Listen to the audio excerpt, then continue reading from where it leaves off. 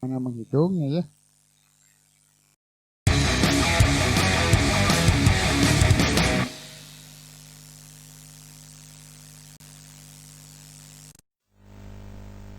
Ya, assalamualaikum warahmatullahi wabarakatuh. Bertemu lagi dengan saya di channel Electronicization, channel yang membahas tentang elektronika. Di video kali ini kita akan belajar mengenai rangkaian seri dan paralel resistor. Apa itu? Jadi resistor ini kalau diserikan dia akan bagaimana, dan kalau di paralel akan bagaimana. Bagaimana kalau digabung? Kita lihat saja nanti. Konsep dasarnya yaitu, pertama kita harus kembali mengingat hukum Ohm yang mungkin pernah dipelajari di SMP atau di SMA, di mana hukum Ohm ini bunyinya arus itu berbanding lurus dengan tegangan dan berbanding terbalik dengan resistor. Rumus ini akan selalu dipakai selama Anda berhubungan dengan elektronika. Maaf. Jadi kalau dalam rumus matematikanya I sama dengan V dibagi R,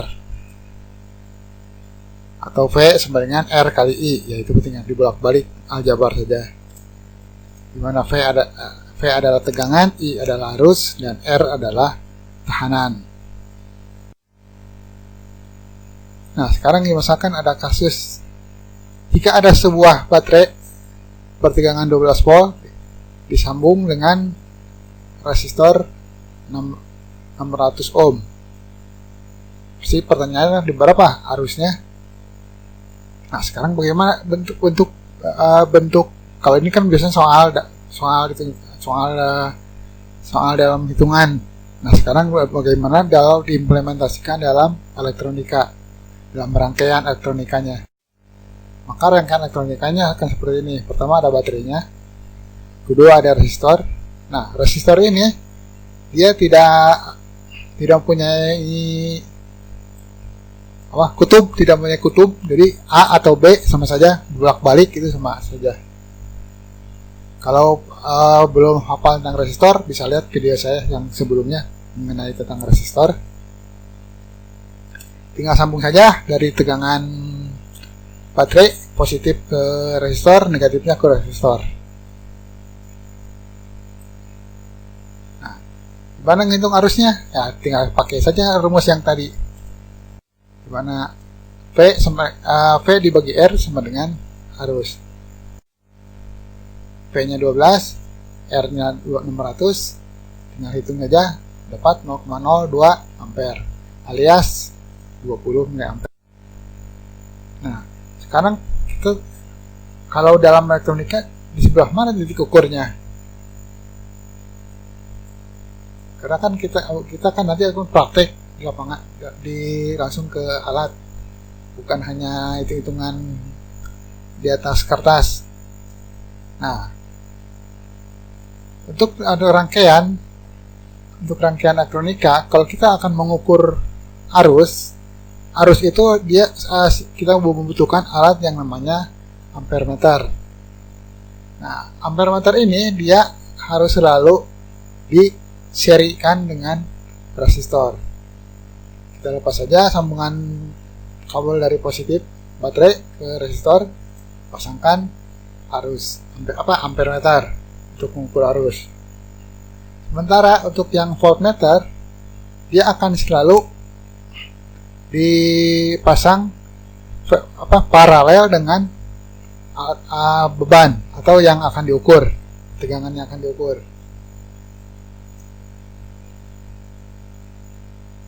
Nah, sekarang bagaimana kalau si kabel yang dari baterai yang positif ke resistor itu misalkan tidak bisa dibuka karena kondisi tertentu?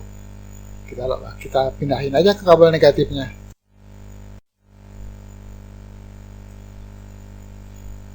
Kabel negatif lepas, sambung ampermeter. Nah, penyambungannya agak terbalik ya. Kalau tadi yang si positifnya itu menghadap di sisi kiri, kalau sekarang sisi positifnya harus sisi kanan. Nah, kenapa? karena yang posisi positifnya si ampere meter ini, dia akan yang selalu ketemu dengan positifnya baterai atau sumber tegangan. Ya, sambung, udah, nilai ukurnya pasti sama, kecuali kalau misalkan resistornya dia mungkin karena tidak stabil, karena mungkin misalkan ada perubahan temperatur, dia ada perubahan, ya otomatis nilai ampernya juga berubah, tapi biasanya tidak akan terlalu banyak. Nah, sekarang kita beralih ke hukum Kirchhoff 1. Jadi konsep dasarnya itu arus yang masuk ke suatu percabangan sama dengan arus yang keluar dari percabangan. Nah, kalau percabangan ini berarti dia akan paralel. Kita lihat tuh gimana dalam implementasinya. I masuk sama dengan I1 tambah I2 tambah I3. Nah, gambar tadi ya. Nah, sekarang kita lihat. Karena tadi kan ada percabangan. Percabangan itu berarti dia titik poinnya sama, dipecah. Nanti titik tujuannya juga sama lagi. Nah, seperti ini. Nah, I masuknya di sini, I keluarnya ada I1, ada I2, I3. Ingat rumus yang tadi, hukum Ohm. Ini rumus ini akan selalu dipakai. Maka I1 yang pecahan dari I masuk itu akan masuk ke R1, I2 dia akan masuk ke R2, I3 masuk ke R3. Nah, karena ada ada arus dan ada resistansi, maka akan timbul tegangan yang baru. Tapi tegangannya karena sama, karena ada tegangannya sama, maka yang berubah itu arusnya. Ingat, kalau rangkaian resistor paralel, tegangannya pasti sama, arusnya yang beda-beda karena arusnya dipecah. Maka tegangan sama dengan, nah, resistor ini kalau kita jumlahkan, dia akan menghasilkan suatu resistor yang total. Nah, kita sebut aja sini namanya resistor total sama dengan tegangan dibagi masing-masing resistor. Karena I1 tadi, I1 sama dengan V dibagi R1, I2 sama dengan V dibagi R2, dan I3 sama dengan V dibagi R3. Pakai hukum aljabar, maka 1 per R total sama dengan ini. Nah, jadi untuk hukum Kirchhoff yang pertama itu konsepnya, untuk rangkaian resistor yang paralel, nilainya itu sama dengan 1 per R total sama dengan 1 per R1 tambah 1 per R2 tambah 1 per R3 tambah 1 per R4 dan seterusnya, selama jumlah R-nya itu posisinya sama. Dalam arti titik simpulnya sama, titik masuknya sama, titik keluarnya juga sama. Kalau titik keluarnya nggak sama, itu lain lagi. Kita lihat nanti gimana cara menghitungnya. Paham kan? Mudah? Oke, kita lanjut ke konsep yang kedua. Konsep yang kedua yaitu, dalam suatu yang rangkaian tertutup, jumlah potensialnya itu harus sama dengan 0. Selisihnya itu sama dengan 0. Apa itu yang rangkaian tertutup? Jadi yang rangkaian tertutup itu seperti tadi contohnya itu rangkaian tertutup. Nah, tapi kalau karena tadi itu dipecah, berarti itu rangkaian tertutupnya tadi itu ada lebih dari 1. Nah, kalau di sini maksudnya rangkaian tertutupnya itu 1 rangkaian tertutup. Gimana implementasinya? Ada 1 baterai sumber tegangan dengan nilai PS. Ada 1 buah resistor 1. Ada 1 buah resistor 2. 1 lagi resistor 3. Sambung.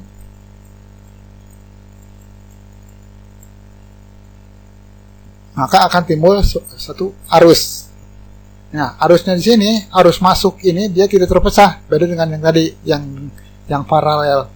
Kalau yang diserikan ini, resistor diserikan ini, arus masuknya itu sama. Nah, karena arusnya sama, maka nanti dia akan ingat rumus hukum Ohm.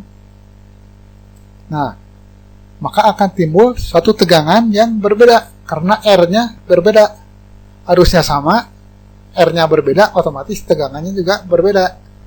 Maka di resistor ke-1 akan timbul tegangan V1. Di resistor kedua timbul tegangan V2. Dan di resistor R3 timbul tegangan V3. Nah, kita lihat, kita simpulkan saja. Jadi jumlah tadi selisih tegangnya harus sama dengan 0. Maka Vs dikurangi tegangan kali R1, arus kali R1, dikurangi lagi arus masuk kali R2, dikurangi lagi arus masuk kali R3 sama dengan 0.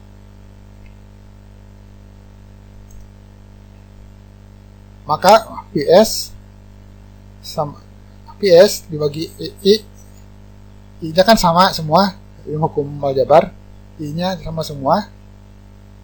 Maka V dibagi I sama dengan R.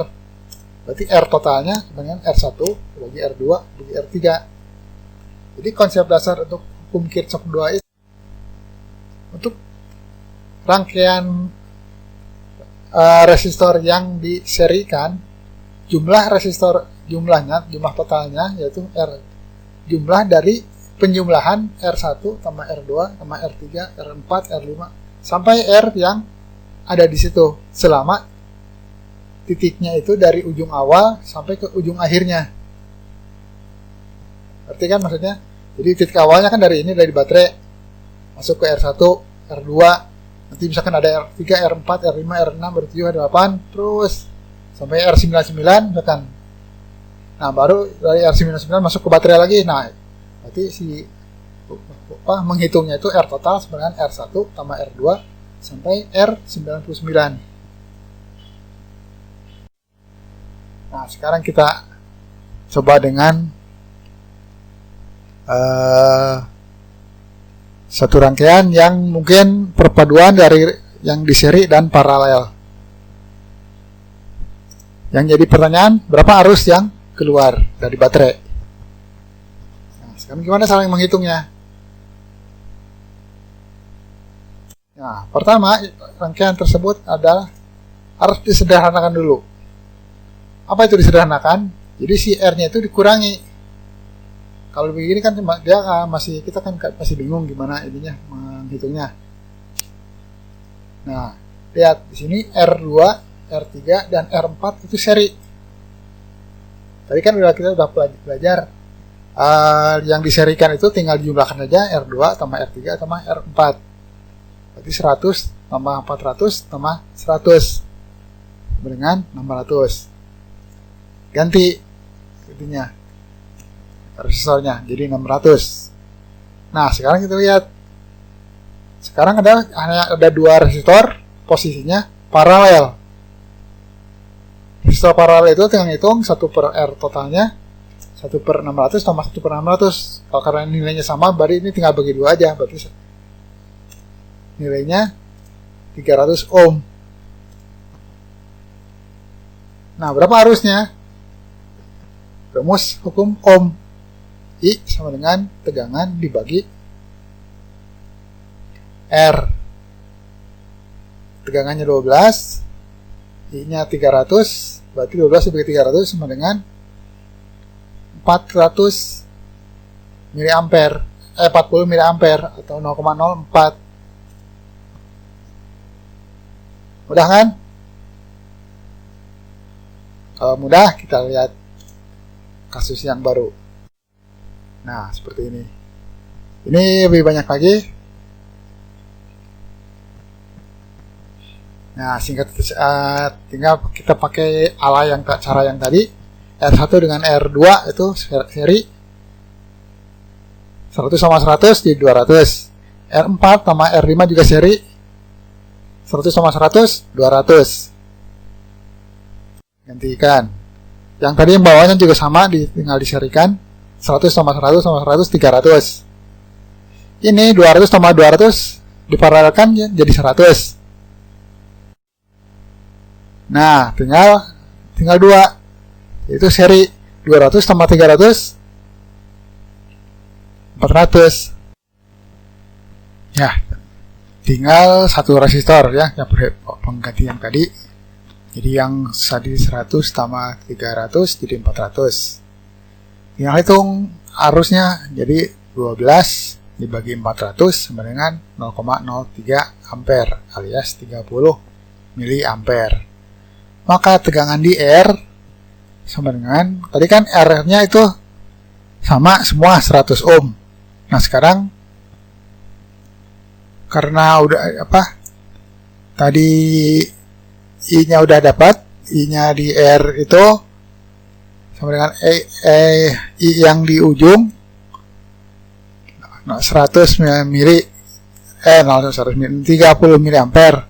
Maka tegangannya sama dengan 100 dikali 30 mili sama dengan 3 volt.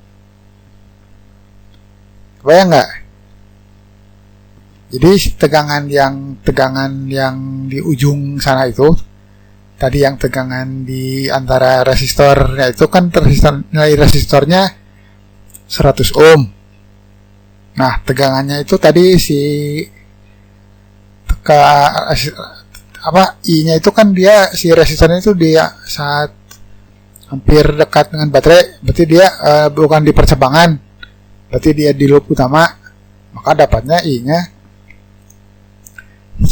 30 mA. Jadi tinggal kali saja 30 mA dikali 100 sama dengan 3 volt.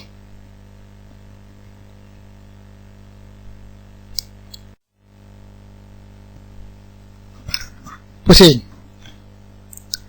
Kalau masih bingung, silakan coba lagi. Atau kalau ada yang kurang jelas, tulis saja di komen sebelah mana yang kurang jelas, biar kita cari bersama gimana caranya. Kita kalau misalkan ini tinggal berlatih saja. Pokoknya konsepnya kalau ada resistor paralel, hitungnya 1/sekian ditambah 1/sekian, dan yang paralel itu tegangannya itu sama, arusnya yang berbeda-beda. Kalau yang seri, arusnya sama, tegangannya beda-beda.